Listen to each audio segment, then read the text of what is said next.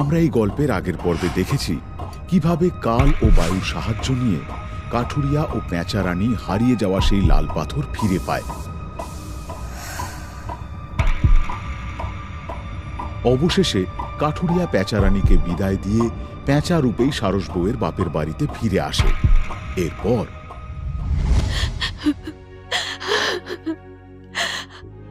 কেঁদো না সারস বউ, তুমি কেঁদো না। আমার এই রূপ নিয়ে আমার কোনো দুঃখ নেই। কিন্তু বাবা জীবন, এই পেঁচার রূপ নিয়ে তুমি সারা জীবন কাটাবে কিভাবে? জানি না কিভাবে কাটাবো, তবে আপনাদের সকলকে আবার সুস্থ অবস্থায় দেখতে পাচ্ছি, এটাই আমার মনের শান্তি। ওগো, আমাদেরকে সুস্থ করার জন্য তুমি নিজের জীবনটা এভাবে নষ্ট করলে? তোমাদের সকলের ওই কষ্ট আমি যে আর সহ্য করতে পারছিলাম না। শারীরিক দিক থেকে আমি সুস্থ থাকলেও আমার মনটা একেবারে ভেঙে গিয়েছিল, তাই আমি আর কোনো দিক চিন্তা করতে পারিনি। এখন তাহলে কি হবে? কপালে যা আছে তাই হবে। চলো, এইবার আমাদের ফিরে যেতে হবে। বীর আর সোনপরি আমাদের জন্য অপেক্ষা করছে যে। বাবা মা, তোমরা ভালো থেকো। রে মা, স্বামী সন্তান নিয়ে তুইও ভালো থাকিস, কাঠুরিয়ার যত্ন করিস। সারসকে নিয়ে আবার এসো বাবা, আবার এসো কেমন? আসবো, আপনারাও আমাদের ওখানে যাবেন। যাব বাবা, নিশ্চয়ই যাব। নিন, এইবার চোখের জল মুছে হাসি মুখে আমাদের বিদায় দিন তো।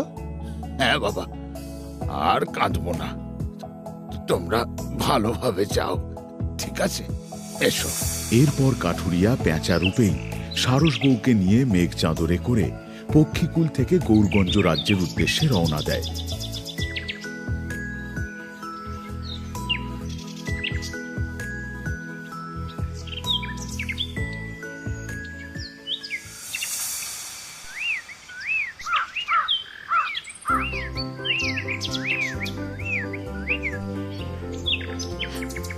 বীর, মা, তুমি ফিরে এসেছো? সোনপরি বাইরে এসো, দেখো মা এসেছে। মা, মা তুমি ফিরে এসেছো? ও মা, কি সুন্দর একটা পেঁচা! এটা কোথায় পেলে গো মা? কি হলো মা, চুপ করে আছো কেন? আর বাবা কোথায়? বাবাকে তো দেখতে পাচ্ছি না। বাবা কি পরে আসবে? এটাই তোর বাবা বীর। কি বলছো মা? হ্যাঁ রে বীর, আমি তোর বাবা। বাবা!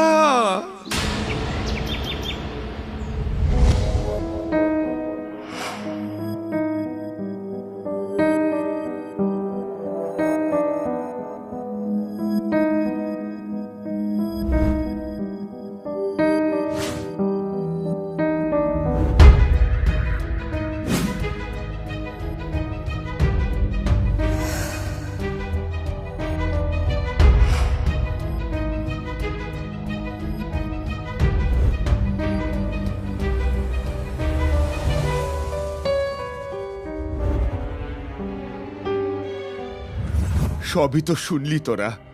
এইবার বল, আমার কাছে এছাড়া আর কোনো উপায় ছিল? এসব কি হয়ে গেল, কি হয়ে গেল? আচ্ছা, এই পাখির রূপ থেকে আগের রূপে ফিরে যাওয়ার কোনো উপায় নেই? না সোনপরি, কাল জানিয়েছে এই রূপ নিয়েই আমাকে বাকি জীবনটা কাটাতে হবে। এই রূপ থেকে আমার আগের রূপে ফিরে যাওয়ার আর কোনো উপায় নেই। কাঠুরিয়ার এই পেঁচার রূপ দেখে বীর খুবই কষ্ট পায়। নিজের বাবার এই রূপ সে কিছুতেই মেনে নিতে পারছিল না। কোনো উপায় নেই? এটা কি সম্ভব? না না, কোনো না কোনো উপায় তো নিশ্চয়ই আছে। সেটা আমাকে খুঁজে বের করতে হবে। হ্যাঁ, করতেই হবে। নাওয়া খাওয়া ভুলে সারা দিন বীর এটা নিয়েই ভাবতে থাকে। অবশেষে সে একটি উপায় খুঁজে পায়। বাবা, অনেক ভেবে একটা পথ পেয়েছি। কি? রূপকুণ্ড সরোবর। রূপকুণ্ড সরোবর? হ্যাঁ বাবা, তুমি তো জানো রূপকুণ্ড সরোবরে যে স্নান করে তার রূপ বদলে যায়। এমনও তো হতে পারে দেখা গেল তোমার রূপ ফিরে এলো। হ্যাঁ, তাহলে কি একবার যাবি ওই রূপকুণ্ড সরোবরে? হ্যাঁ যাব, অবশ্যই যাব, আমরা সবাই যাব। এরপর পেঁচারূপী কাঠুরিয়া সকলকে সঙ্গে নিয়ে আবার মেঘ চাদরে করে উড়ে যায় রূপকুণ্ড সরোবরে।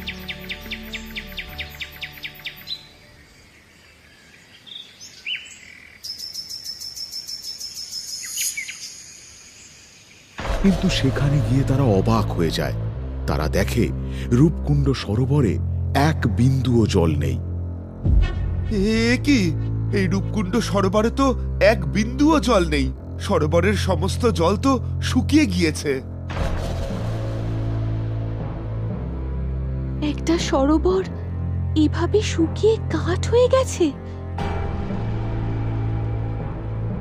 হ্যাঁ, সেটাই তো, এত বড় একটা সরোবর এভাবে শুকিয়ে গেছে। তাহলে তাহলে এখন কি করবি বীর? একজন আছে যে আমাদের এই বিপদে সাহায্য করতে পারে। কে? মেঘপরী। এরপর বীর মেঘপরীর শরণাপন্ন হয়। মেঘপরী বীরের ডাকে সাড়া দিয়ে সেখানে হাজির হয়। বলো বীর, আমাকে ডাকলে কেন? আমার ডাকে সাড়া দেওয়ার জন্য তোমাকে অনেক ধন্যবাদ। বীর মেঘপরীকে সমস্ত কথা জানায়।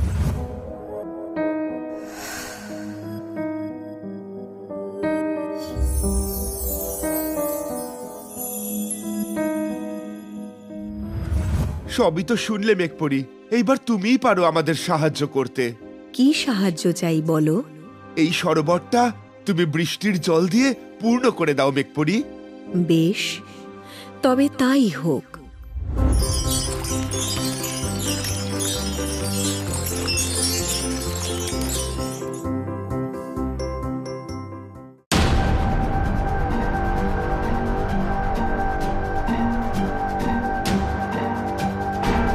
এ কি, সমস্ত জল তো শুকিয়ে যাচ্ছে।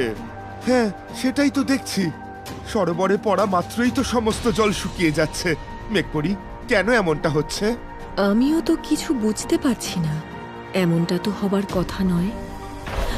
হয়তো হয়তো এই সরোবরে এমন কিছু রয়েছে যার জন্য এমনটা হচ্ছে। কি আছে? কি বা থাকতে পারে? আমার শক্তি এখানে কোনো কাজ করবে না। আমি তাহলে এবার আসি বীর। দাঁড়াও মেঘপরী, যেও না। একজন আছে যে এই রহস্যের উন্মোচন করতে পারবে। কে গো? কাল। কালই একমাত্র এর উত্তর দিতে পারবে। তাহলে তাহলে তুমি কালের শরণাপন্ন হও। আবারও কাঠুরিয়া কালের শরণাপন্ন হয়। কাল আবারও হাজির হয়।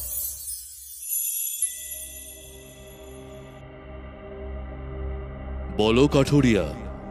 বারংবার আপনাকে স্মরণ করার জন্য আমি সত্যিই লজ্জিত, কিন্তু আমার কাছে যে এছাড়া আর কোনো উপায় নেই। কোনো চিন্তা নেই, তুমি নিঃসংকোচে বলো।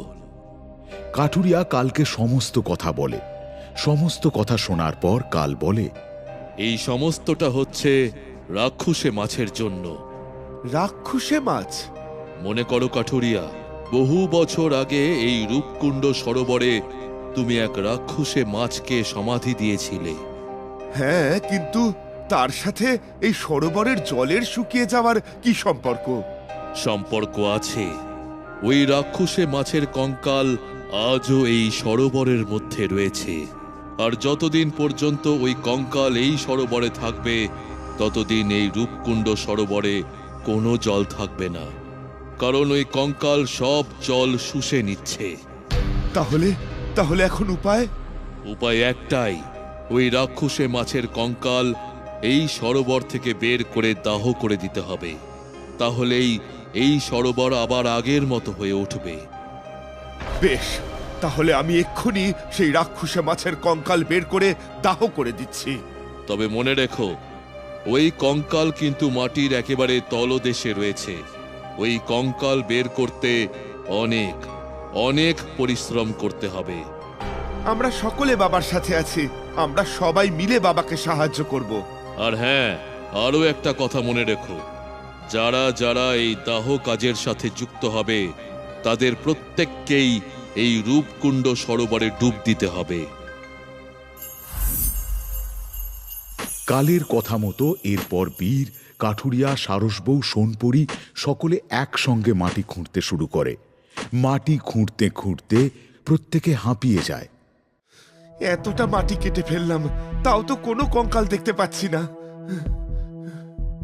আমার মনে হয় কঙ্কালটি আরো নিচে আছে। আমাদের আরো আরো মাটি খুঁড়তে হবে। এরপর তারা আবারও মাটি খুঁড়তে শুরু করে। অবশেষে সেই রাক্ষসে মাছের কঙ্কালের দেখা পায়।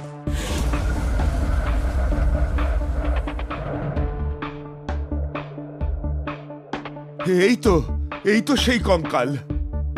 সবাই মিলে সেই মাছের কঙ্কালটিকে তুলে ডাঙায় নিয়ে আসে। নাও বাবা, তুমি নিজের হাতে এই রাক্ষসে মাছের কঙ্কালটিকে শেষ করে দাও।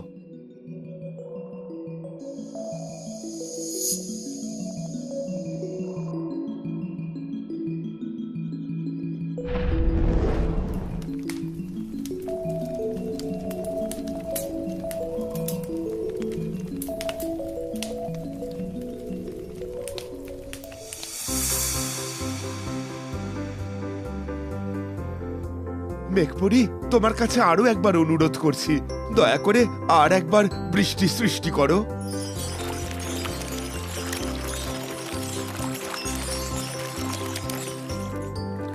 আমার কাজ শেষ, আমি এবার তাহলে আসি। ধন্যবাদ মেঘপরি, তোমাকে অনেক ধন্যবাদ।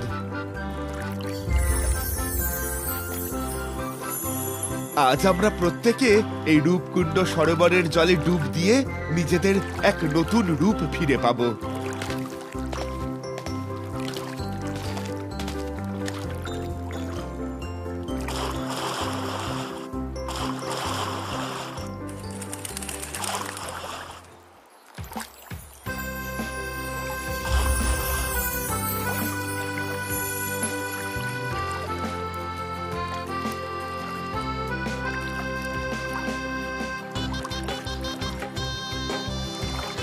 স্বামী, সারসবউ, এবার চলো সারসবউ, আমরা ফিরে যাই আমাদের ছোট্ট রাজপ্রাসাদে। হ্যাঁ চলো স্বামী, চলো সোনপরি, চল বীর।